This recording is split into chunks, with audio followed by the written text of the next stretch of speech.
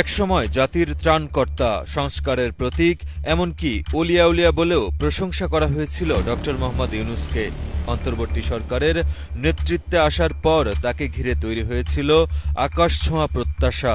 কিন্তু সময় গড়াতেই সেই প্রশংসা বদলে গেছে তীব্র সমালোচনা, বিতর্ক আর রাজনৈতিক আক্রমণে।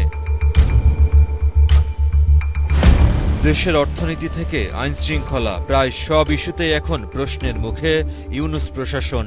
অভিযোগ রয়েছে বাজারে অস্থিরতা, বিনিয়োগ সংকট, শিল্প খাতে স্থবিরতা এবং ডলারের চাপ দেশের অর্থনীতিকে বড় ধরনের অনিশ্চয়তার দিকে ঠেলে দিয়েছে। সমালোচকদের ভাষায় দেশের অর্থনীতির ১২টা বাজিয়ে গেছেন ইউনূস। সেটাও পালন করতে পারবে না আমাদের অত্যাচার। শুধু অর্থনীতি নয়, আমেরিকার সঙ্গে বাণিজ্য সমঝোতা, চীনের সঙ্গে প্রতিরক্ষা চুক্তি এবং বিদেশি কোম্পানির হাতে বন্দর ব্যবস্থাপনার উদ্যোগ নিয়েও তৈরি হয় বিতর্ক। জীবনের সব আয়োজন এখানে একসাথে। অভিযোগ রয়েছে জাতীয় স্বার্থের চেয়ে বিদেশি স্বার্থকেই বেশি গুরুত্ব দেওয়া হয়েছে। এমনকি রাজনৈতিক দলগুলোর মতামত ছাড়াই গুরুত্বপূর্ণ সিদ্ধান্ত নেওয়ার অভিযোগও রয়েছে। সংস্কার ইস্যুতেও বাড়ছে সমালোচনা। বিভিন্ন রাজনৈতিক টক শো ও সামাজিক যোগাযোগ মাধ্যমে কেউ কেউ ইউনূস প্রশাসনকে মব সংস্কৃতির জনক বলেও আখ্যা দিচ্ছেন।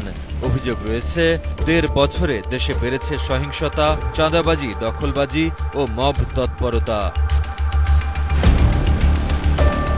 সম্প্রতি মাইলস্টোনে বিমান দুর্ঘটনার পর নতুন করে সামনে আসে অন্তর্বর্তী সরকারের জবাবদিহি ও নিরাপত্তা ব্যবস্থার প্রশ্ন।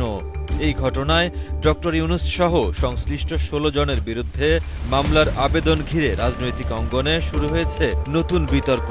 আসামিদের তালিকায় রয়েছেন সাবেক আইন উপদেষ্টা ডক্টর আসিফ নজরুল, ডক্টর রিজওয়ানা হাসান ও সাবেক প্রেস সচিব শফিকুল আলম। বাস্তবতা হলো, একসময় যাকে ঘিরে ছিল প্রশংসার বন্যা, এখন তাকে ঘিরেই চলছে তুমুল বিতর্ক। আর এই দ্রুত পট পরিবর্তনই বাংলাদেশের রাজনীতির সবচেয়ে আলোচিত বাস্তবতায় পরিণত হয়েছে। মাহিম মোস্তাফিজ, কালের কণ্ঠ।